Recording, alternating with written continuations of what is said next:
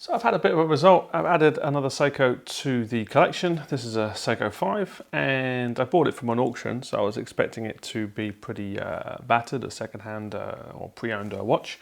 And it turns out that even though the box looks a little bit old and tatty in places, the watch itself was completely mint. So that was a real bonus. This watch, originally launched in 1996, features the 5 key elements that are synonymous with the Seiko 5 line.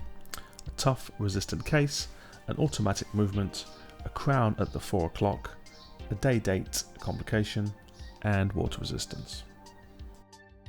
So this is a Seiko 5. This is the second Seiko 5 I'm adding to the collection. That's the first one, which is going to be upside down for you guys, but yeah, I'll sort that out in a second.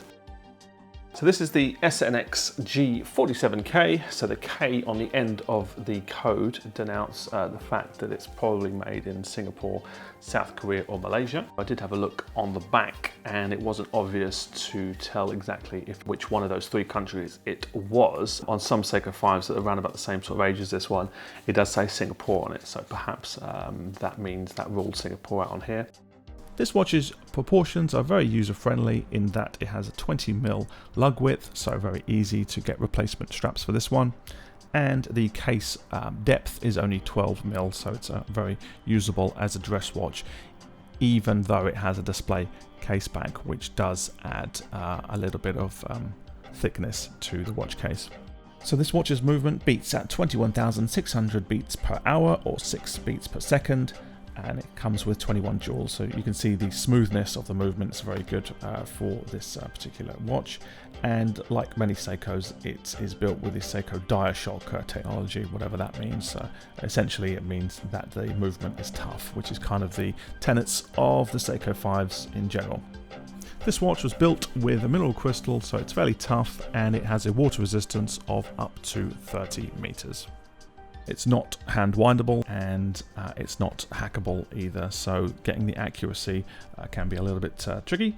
And the accuracy is rated between -20 and +49 seconds a day. This is probably the weakest part of this watch is the bracelet. It is nice from afar, but it's quite stiff. It doesn't have many sharp edges, but the only way to sensibly adjust it is with these micro adjustment holes you can see on the edge there. So those micro adjustment holes I've set as a minimum, and it's still a little bit too big for me, so my next step is to remove links. But I think rather than removing links there, what I'm going to do is I'm going to stick it on leather strap probably.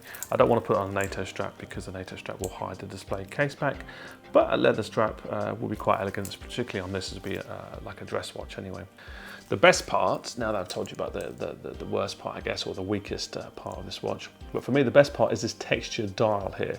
It is reminiscent of a waffle dial, and the photos that I saw online of it, which made me decide to buy it, really accentuated that dial. It was, I don't want to say too much that it reminds me of an Audemars Piguet, but it kind of did at the time. But yeah, now that I see it in person, it's not that waffle effect isn't so much there. It's more of a textured thing, but it's very elegant nonetheless. I like the shield here, the new style of shield. I don't think it's as smart as this one, and just the fact that we have the indices in gold there with a tiny pip of there is a tiny pip of lume at each individual indice. You can barely see it there, but I'll do a shot of it in the dark in a sec.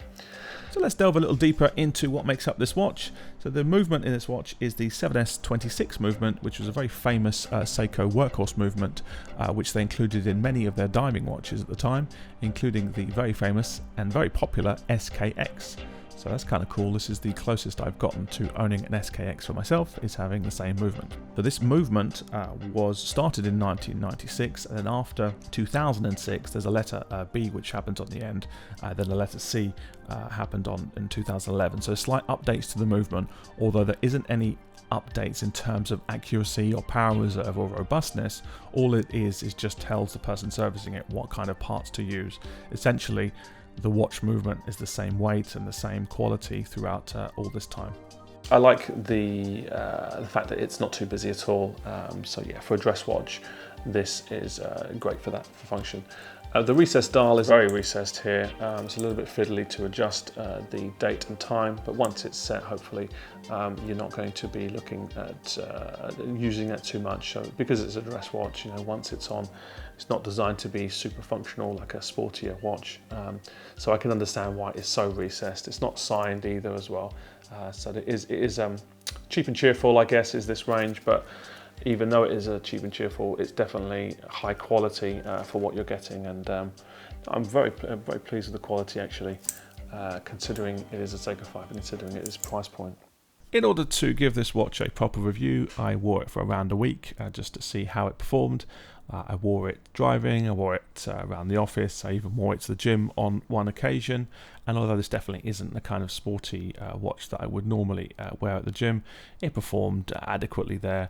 I was pleased with how light it was. I really forgot it was on most of the time. It's lighter than my other Seiko 5s, so that was nice. In terms of legibility, it's not brilliant. I guess it's not really supposed to be as a dressier watch. In the evenings and at night time, it was kind of hard to read with the lume performing not very well. The lume is really interesting to observe because although it's not bright at all, it does last for a long time. So when I woke up in the middle of the night, you know, the watch is still looming nicely, even though the actual brightness that you get when you do the test is pretty lame. Even for a Seiko, most of my Seikos do glow much brighter than this one. Thank you so much for checking out this channel. I hope this video was useful. If you've got any comments or feedback, please leave them in the comments below. I'm very open to changing this channel about and having a slightly different format. So whatever videos that are watch related you'd like to see, please leave them in the comment below. This channel is obviously tiny, and that means that every time I do get a new subscriber, I get an email telling me that. So I really appreciate every single one of you, and I look forward to producing some new videos soon.